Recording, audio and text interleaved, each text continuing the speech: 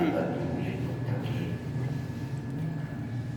والصلاة والسلام على سيد الأنبياء والمرسلين أما بعد فأعوذ بالله من الشيطان الرجيم بسم الله الرحمن الرحيم والذي جاء بالصدق وصدق به أولئك هم المتقون آمنت بالله صدق الله مولانا العظيم وصدق رسوله النبي الكريم الأمين إن الله وملائكته يصلون على النبي يا أيها الذين آمنوا صلوا عليه وسلموا تسليما محبت کے ساتھ تمام احباب نبی پاک صلی اللہ علیہ وآلہ وسلم کی بارگاہ اقدس میں ہدیہ درود شریف کا نذرانہ پیش کریں اللہم صل علی سیدنا و مولانا محمد وعلى آل سيدنا ومولانا محمد وبارك وسلم عليه. تمام حمد و ثنا تعریف و توصیف اللہ رب العزت کی ذات والا صفات کے لیے. تو مولا خالق کائنات بھی ہے اور مالک ششتہات بھی. اللہ جل وعلا کی حمد و ثنا کے بعد حضور نبی اکرم شفیع معظم رسول محتشم نبی مکرم اللہ کے پیارے امت کے سہارے رب کے محبوب دانۂ غیوب مالک رقاب امم فخر عرب و عجم والی کون و مقام سیاح لا مقام سید انس و جاں ماہ خوباں شہنشاہ حسینہ تتمہ دوران سرخیل زہرہ جمالہ جلوہ صبح ازل نور ذات لم یزل باعث تکوین عالم فخر آدم و بنی آدم نیر وضحا رازدار ماہوحا صاحب علم نشرح معصوم آمینہ احمد مجتبی جناب حضرت محمد مصطفیٰ صلی اللہ علیہ وآلہ وسلم کے حضور ناز پر اپنی عقیدتوں ارادتوں اور محبتوں کا خیراج پیش کرنے کے بعد واجب الاحترام مشرف احتشام برادران اسلام السلام علیکم ورحمۃ اللہ وبرکاتہ. وعلیکم السلام ورحمۃ اللہ وبرکاتہ. سب سے پہلے اللہ رب العزت کی ذات کا کروڑواں شکر اور اس مالک حقیقی کا کروڑواں احسان ہے کہ جس نے ہماری زندگی کی سانسوں کو اس قدر طول دیا کہ آج ہم پھر اسی کی بارگاہ میں اسی کو قیام اسی کی تسبیح و تحلیل اور اسی کے حضور سجدہ ریزی کے لیے جمع ہو رہے ہیں. پروردگار عالم ہماری جتنی بھی بقیہ زندگی ہے اس زندگی کو اپنی بندگی کے مطابق گزارنے کی توفیق عطا فرمائے. آمین. اور بالخصوص پروردگار عالم ہمارے جو کشمیر کے اندر مسلمان بہن بھائی بچے ظلم اور بربریت میں پس رہے ہیں اللہ رب العزت انہیں آزادی جیسی نعمت عطا فرمائے. اللہ رب العزت قرآن مجید فرقان حمید میں ارشاد فرماتا ہے والذی جاء بالصدق وصدق به اولئک هم المتقون. چونکہ آج میں نے آپ کے سامنے جو گفتگو کرنی ہے وہ ایک عظیم ہستی کہ جنہوں نے دین اسلام کی خاطر اپنی جان اپنے مال اپنی اولاد اور اپنے وطن کو قربان کر دیا. یہ کوئی عام ہستی نہیں اس ہستی کو خلیفہ بلا فصل حضور سیدنا ابو بکر صدیق رضی اللہ تعالیٰ عنہ کہتے ہیں۔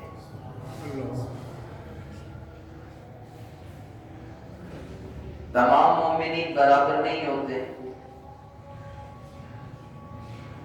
کچھ عام مومن ہوتے ہیں، کچھ خاص مومن ہوتے ہیں۔ عام سے افضلیت خاص مومن جسے اولیاء کہتے ہیں، اولیاء کہتے ہیں۔ اور اولیاء سے اوپر کون ہوتے ہیں؟ جنہیں غوث کا لقب عطا کیا جاتا ہے۔ غوث سے اوپر کون ہوتے ہیں؟ قطب۔ کس کا؟ قطب کے درجہ رکھتا ہے۔ قطب سے اوپر ابدال، ابدال سے اوپر تبع تابعین، تبع تابعین سے اوپر تابعی، تابعی سے اوپر صحابی۔ کون ہے؟ صحابی۔ یہ زیادہ افضلیت رکھتے ہیں۔ پھر سارے صحابہ بھی ایک جیسے نہیں، سارے صحابہ ایک جیسے نہیں ہیں۔ بعض صحابہ کو بعض صحابہ پر فضیلت حاصل ہے۔ 1,24,000 کم و بیش صحابہ اکرام علیہم رضوان ہیں، سارے تو برابر نہیں ہیں۔ بعض صحابہ کو وہ صحابہ کے جنہوں نے مکہ معظمہ سے مدینہ کی طرف ہجرت کی، پھر وہ صحابہ کہ جو بدر کے اندر شریک ہوئے، جنگے بدر کے اندر شریک ہوئے، یہ صحابہ افضلیت رکھتے ہیں۔ پھر ان سے افضل کون ہے جی؟ ان سے افضل وہ صحابہ ہیں جنہیں عشرہ مبشرہ کہتے ہیں۔ جنہیں کیا کہتے ہیں؟ عشرہ مبشرہ، یعنی 10 وہ عظیم صحابہ کہ جنہیں نبی کریم علیہ السلام نے دنیا میں ہی جنت کی بشارت عطا کی۔ یہ جنت ہی ہے، یہ مقام اور مرتبہ رکھتے ہیں۔ پھر ان سے افضل کون ہے؟ ان سے افضل ہیں حضور علیہ السلام کے 4 یار۔ کیا؟ 4 یار۔ 4 یار کون ہیں بھائی؟ حضرت ابوبکر صدیق رضی اللہ تعالیٰ، حضرت سیدنا عمر فاروق رضی اللہ تعالیٰ، حضرت سیدنا عثمان غنی رضی اللہ تعالیٰ عنہ، اور حضرت سیدنا علی کرم اللہ وجہہ الکریم ہے۔ یہ 4 صحابہ ہیں۔ اچھا ان چاروں میں سے افضل کون ہے؟ جب ترتیب لیتے آ رہے ہیں نا، ان چاروں میں سے افضل کون ہے؟ تو ان چاروں میں سے افضلیت جس ہستی کا مقام ہے وہ جناب سیدنا صدیق اکبر رضی اللہ عنہ، حضرت سیدنا ابو بکر صدیق رضی اللہ تعالیٰ ساروں سے افضل ہے۔ اور حضرت سیدنا ابو بکر صدیق انبیاء کے بعد، انبیاء کرام علیہ السلام کی ذات کے بعد، سارے انبیاء کرام علیہ السلام کی ذات کے بعد تمام انسانوں میں سب سے زیادہ افضل ہے، سب سے زیادہ مقام اور مرتبہ ہے تو وہ جناب سیدنا ابو بکر صدیق رضی اللہ تعالیٰ کا ہے۔ ان کا نام کیا ہے؟ نام کیا ہے ان کا؟ ابو بکر ہے نام؟ نہیں، ابو بکر نام نہیں ہے۔ ان کا نام اسم گرامی ہے عبداللہ۔ کیا ہے؟ عبداللہ۔ کیا ہے؟ کہیں ذرا سارے عبداللہ۔ نام ان کا کیا ہے؟ عبداللہ۔ کنیت ان کی ابو بکر ہے۔ کنیت کیا ہے؟ ابو بکر ہے۔ لقب کیا ہے ان کا؟ ایک ہے صدیق اور ایک ہے عتیق۔ ایک ہے صدیق۔ صدیق کسے کہتے ہیں؟ صدیق صفت مشبہ کا صیغہ ہے عربی لغت کے اندر، ہمیشہ سچ بولنے والا، ہمیشہ سچ بولنے والا، کبھی اس کی زبان سے جھوٹ نکلا ہی نہیں، اس کو صدیق کہتے ہیں۔ اور عتیق کسے کہتے ہیں؟ عتیق کا مطلب ہوتا ہے آزاد کرنے والا۔ یعنی اللہ نے آپ کو جہنم سے آزاد کر دیا ہے۔ بات سمجھ آ رہی ہے میری؟ تو ابو بکر تو نام نہ ہوگا، نام کیا ہے جی؟ عبداللہ۔ اور آپ کے والد گرامی کا کیا نام ہے؟ عثمان۔ کیا نام ہے؟ عثمان، عبداللہ بن عثمان۔ اور ان کی کنیت کیا ہے؟ ابو قحافہ۔ ابو، آپ کو پتا ہونا چاہیے، اتنے عظیم صحابی ہیں، اتنے کے عظیم صحابی ہیں، ان کا نام، ان کا والد کے نام کیا نام ہے جن کا؟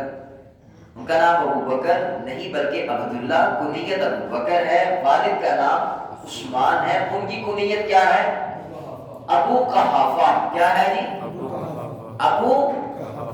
اور آپ کی والدہ کا کیا نام ہے؟ ام الخیر سلمہ۔ ام الخیر سلمہ، آپ کی والدہ محترمہ کا نام اس میں گرامی ہے، ان کے والدین کا نام بھی اور ان کا نام بھی آپ کے ذہن میں آ گیا۔ اب دوسری بات جو آپ کے سامنے انہی کی ہستی کے متعلق کرنی ہے، آیا یہ اسلام لائے کیسے ہیں؟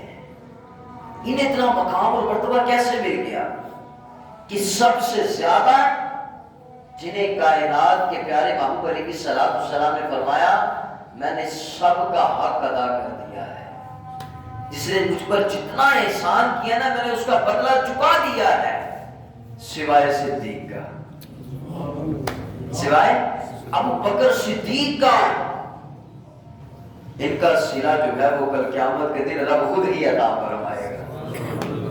ان کے تو اتنے احسانات ہیں، ان کا تو اتنا مقام اور اتنا مرتبہ ہے۔ اللہ اکبر۔ نبی کریم علیہ السلام کی ذات سے قبل جب اہل مکہ جو تھے وہ کفر، شرک، ظلم و ستم، بربریت کے اندر، شراب نوشی، بدکاری، ان تمام چیزوں کے اندر پائے جاتے تھے، ملوث پائے جاتے تھے۔ اس وقت بھی کچھ ایسے افراد تھے جو ان چیزوں کو غلط سمجھتے تھے۔ یعنی نبی کریم علیہ السلام کی ذات سے پہلے شرک عام ہوتا تھا، کعبے کے اندر بت نہیں پڑے گئے تھے، شرک ہو رہا ہے، بت پرستی ہو رہی ہے۔ لیکن اس وقت بھی چند ایسے افراد تھے کہ جو ان چیزوں کو ناپسند سمجھتے تھے اور ان سے دور رہتے تھے اور حق کی تلاش میں مارے پھرا کرتے تھے۔ ان ہستیوں میں نام ہے سیدنا ابو بکر صدیق رضی اللہ تعالیٰ عنہ۔ آپ ایک دفعہ یمن میں تجارت کی غرض سے گئے، تو جس وقت تجارت کی غرض سے آپ یمن پہنچے تو یمن کے اندر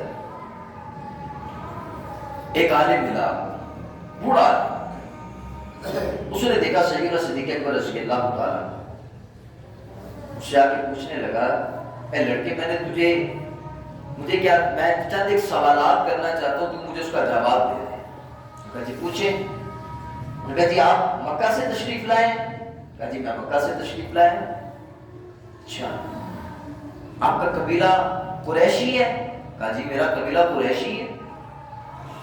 اچھا آپ اپنا اہل مکہ میں سے آپ تیمی ہیں؟ تو آپ نے فرمایا جی میں تیم بن مرہ کی اولاد سے ہوں۔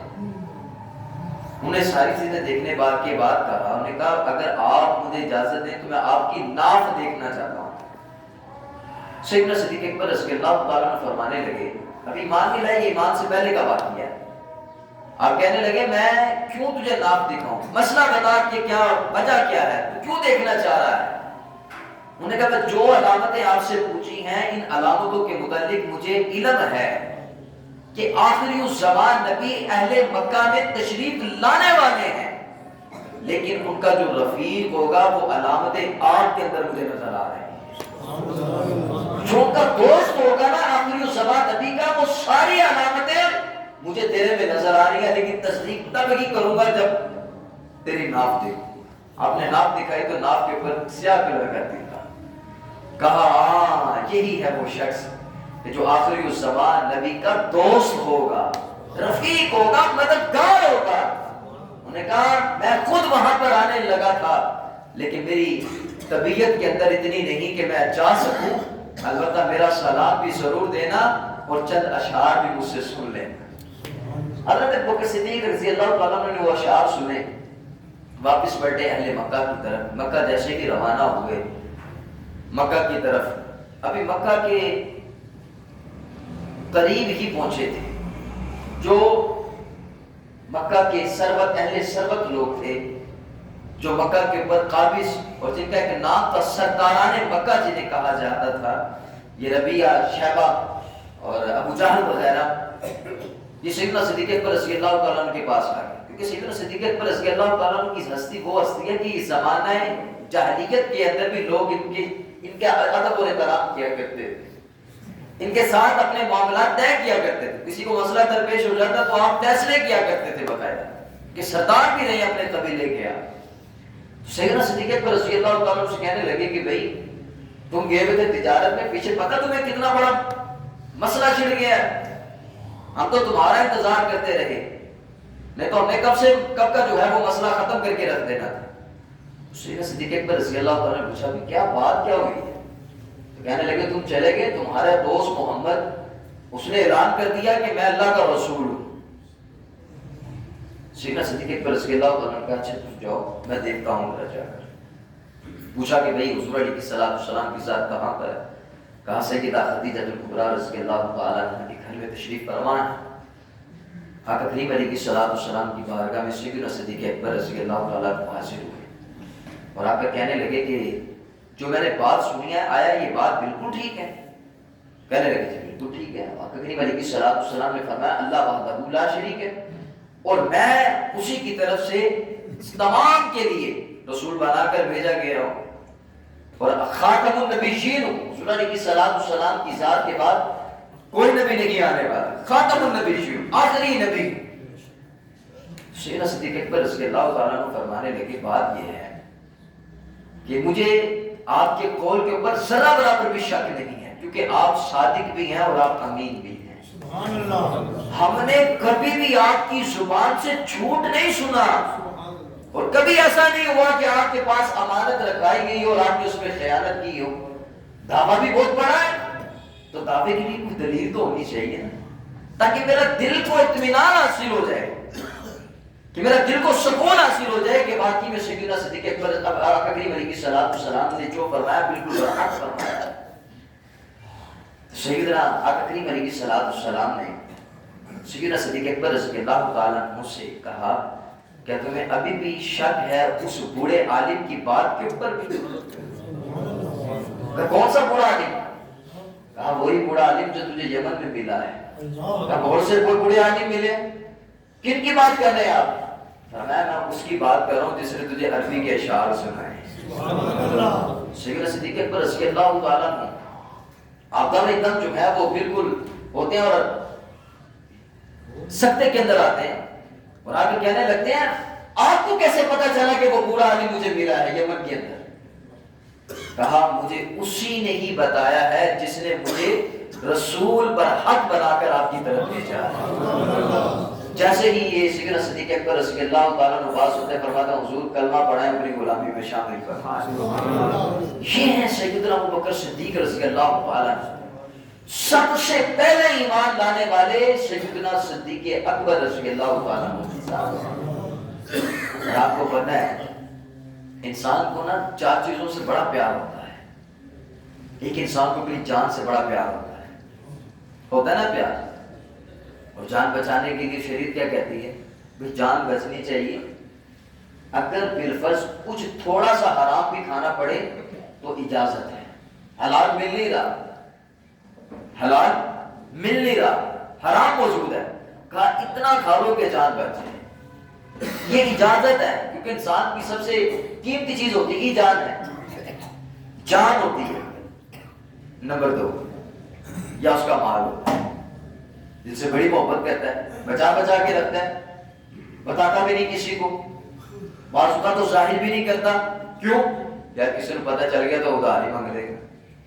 ہوتا ہے یہ کیونکہ انسان کو ویسے کہ فی نفسہ مال سے پیار ہوتا ہے، اور وہ بعض اوقات ہر بندے کو نہیں بتاتا کہ تو ادھار ہی کوئی مانگ لے، اور ادھار تو ویسے ہی ہمارے معاشرے میں یہ کسی کو دے دیا جائے کہتے ہیں لینا پہ بڑی حکمت کی کار ہوتی ہے، بڑے ہیلے بہانے جھوٹ بول کر ادھار نکالنا پڑتا ہے، حالانکہ یہ بھی بہت غلط بات ہے، جس کا لیا تو اس کو فوری طور پر ادا کرنا چاہیے، اسے پہ رکھے ہے جو ہے وہ بات رکھے۔ بعض ہمارے تو افراد ایسے بھی ہوتے ہیں نا، ادھار لے لیں تو پھر واپس کر دے، لے لیں تین سکون نہیں کر لیں، پھر جائے پھر تقاضا کرے اور لے لیں یار ایسی کہڑے کو مرن لگے ہیں، نہیں یار مرنے کی گل نہیں، دیتے نہیں تھے پھر لینڈ اپنا اگر آپ نے دیا تو پھر واپس دیں بھی اور یار لے لیں، اور پھر جب زیادہ جھگڑا ہو جائے نا بات اوپر چلی جائے تو بندہ کیا کہتا ہے، کہتا دے دے نہیں تو میں قیامت والے دن لواں گا، آپ کو ایسا بدبخت ہوتا ہے وہ کیا کہتا ہے، کہتا ہو دے دے کٹھے قیامت والے دن لائے۔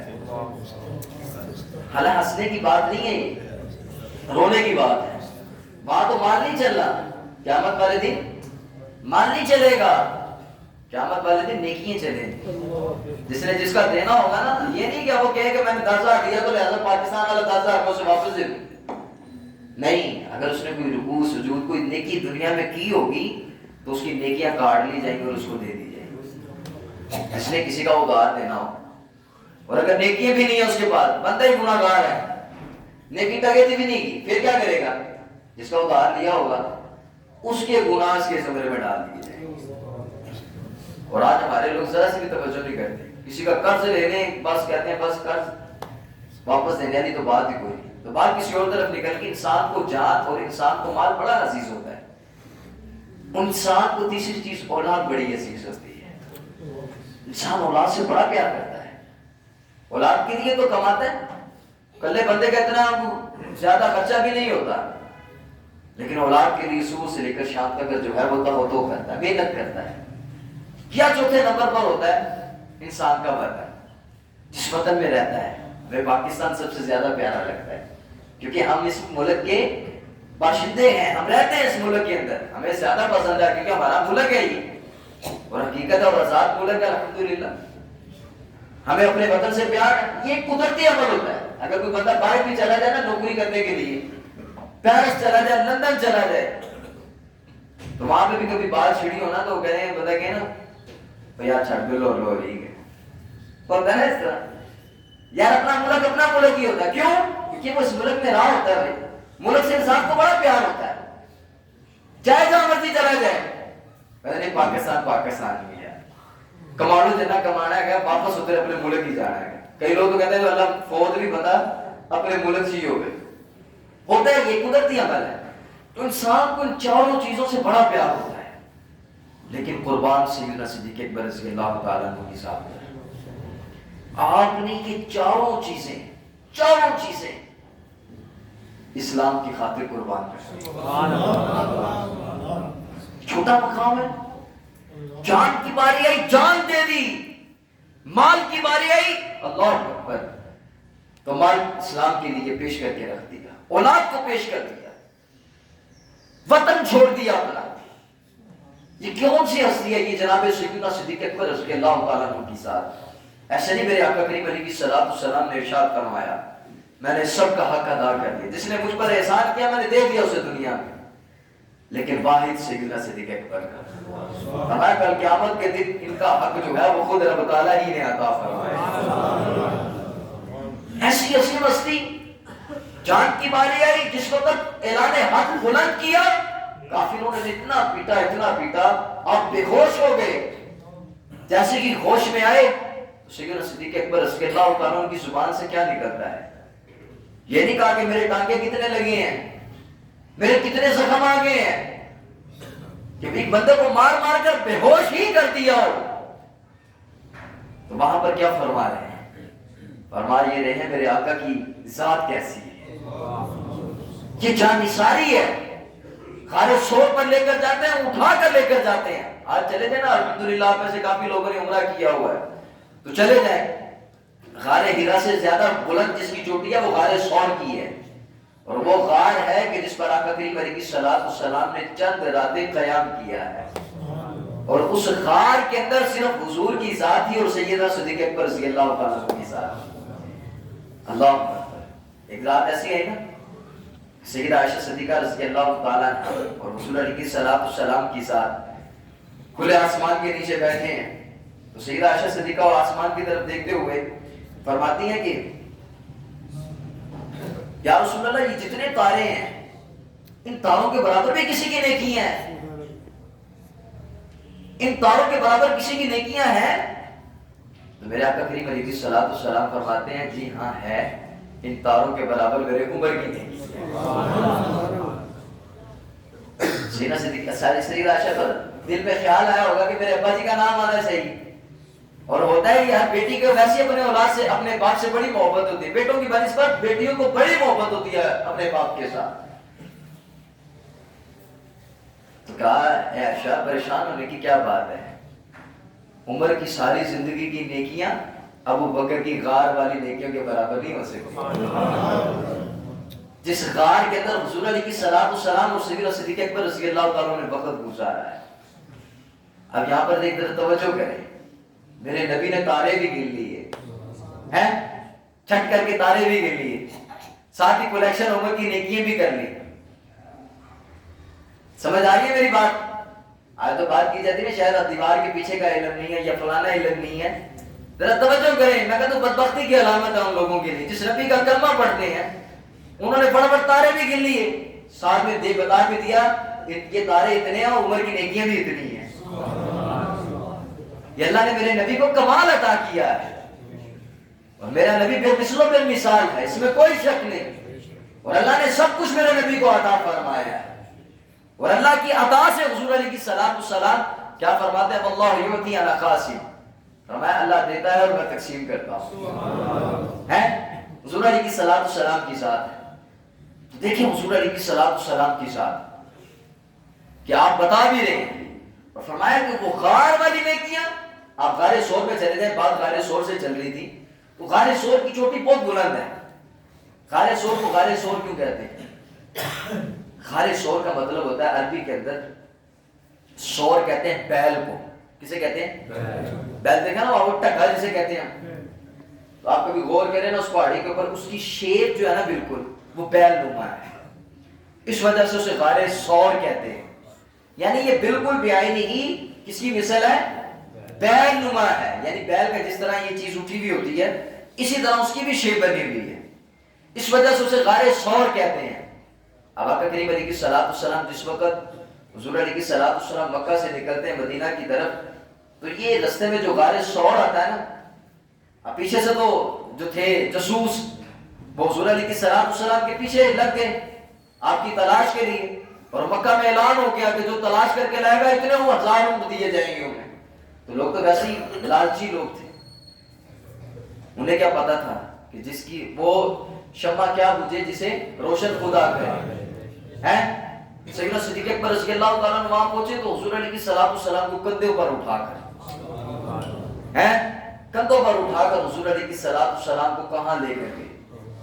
اگر اب حاجی جو ہے نا، حاجی ہم لوگ گئے الحمدللہ دیکھا ہے، جنہوں نے نہیں دیکھا اللہ انہیں بھی دیکھنا نصیب، جنہوں نے دیکھ لیا اللہ انہیں بار بار دکھائے، آپ جا کر دیکھیں وہاں پر، چلے نا پتہ چل جاتا 2-2.5 گھنٹے لگ جاتے ہیں، چلتے چلتے چلتے چلتے چلتے چلتے۔ سیدنا صدیق اکبر رضی اللہ تعالیٰ نے کندھوں پر اٹھا کر حضور کو وہاں پر لے جایا۔ اللہ کیا شان ہے صدیق کی، ہے کیا شان ہے سیدنا صدیق اکبر رضی اللہ تعالیٰ عنہ، وہاں تک اٹھا کر لے کر گئے۔ جب جاسوس آتے ہیں نا کہتے ہیں یہاں پر تو آگے 2 بندوں کے نشان ہیں پیروں کے، لیکن یہاں آنے کے بعد تو ایک بندہ رہ گیا، ایک بندہ کہاں چلا گیا؟ یعنی غار سور کے قریب پہنچے نا وہ جاسوس پیروں کو تلاش کرتے کرتے، تو کہا یہ 2 بندے تو یہاں تک آ گئے ہیں، دوسرا بندہ کہاں چلا گیا؟ یہاں صرف 2 بندوں کے نشان ہیں۔ سیدنا صدیق اکبر رضی اللہ تعالیٰ نے موٹوں پر اٹھا کر حضور علیہ کی صلاۃ والسلام کو سبحان تک لے گئے۔ یہ شان ہے سیدنا صدیق اکبر رضی اللہ تعالیٰ عنہ کہ آپ نے مال کے ساتھ اولاد کے ساتھ ذرا برابر بھی کوئی دریغ نہیں، اسلام کی خاطر قربان کر دی۔ جنگ کا موقع آیا، تلوار کے نیچے اللہ اکبر، سیدنا صدیق اکبر رضی اللہ تعالیٰ نے اپنے بیٹے کی تلوار کے نیچے ہے، بیٹے نے چھوڑ دیا، بیٹا بھی ایمان نہیں لایا تھا، ابھی مسلمان نہیں ہوا تھا بیٹا، تو جب اسلام لے آیا تو اب باپ بیٹا بیٹھے ہوئے ہیں، گفتگو ہو رہی ہے، ابا جی تم کئی دفعہ جو ہے وہ فلاں غزوے کے اندر میری تلوار کے نیچے آئے، میں نے چھوڑ دیا تمہیں، کیوں چھوڑ دیا؟ ابا سمجھ گئے کہ تم میرے باپ ہو، اس وجہ سے میں نے چھوڑ دیا تمہیں، کئی دفعہ تم میری تلوار کے نیچے آئے۔ سیدنا صدیق اکبر رضی اللہ تعالیٰ عنہ کا جواب سنیں، کیسا ایمان تھا خدا کی قسم، صدیق کی کیا شان ہے، اپنے بیٹے سے مخاطب ہو کر کہا تو نے تو چھوڑ دیا مجھے باپ سمجھ کر، خدا کی عزت کی قسم اگر تو میری تلوار کے نیچے آتا تو میں کبھی بھی نہ دیکھتا یہ میرا بیٹا ہے، میں یہی سمجھتا کہ یہ مسلمانوں کے خلاف لڑنے کے لیے آیا ہے، میرے نبی کا گستاخ ہے، لہذا میں اسے مار کر ہی چھوڑتا۔ یہ جناب سیدنا صدیق اکبر رضی اللہ تعالیٰ عنہ کی ذات ہے، مال کی پرواہ نہیں، جان کی پرواہ نہیں، اولاد کی پرواہ نہیں، اور پھر وطن بھی چھوڑ دیا، اور وطن بھی کون سا؟ بیت اللہ، مکہ چھوڑ کر آپ جو ہے وہ مدینہ چلے گئے حضور علیہ السلام کی ذات کے ساتھ۔ انشاءاللہ العزیز ہماری اسی حوالے سے آپ کے مزید فضائل اور مناقب بیان کریں گے ہم اگلے جمعے کے اندر بھی، کیونکہ 22 جمادی الثانی آپ کی وفات کا دن ہے۔ اللہ رب العزت ان نفوس قدسیہ کے صدقے ہم سب کے حال پر اپنا خصوصی رحمت کرم فرمائے، ہم سب کو اپنی برکتوں سے آمین باپ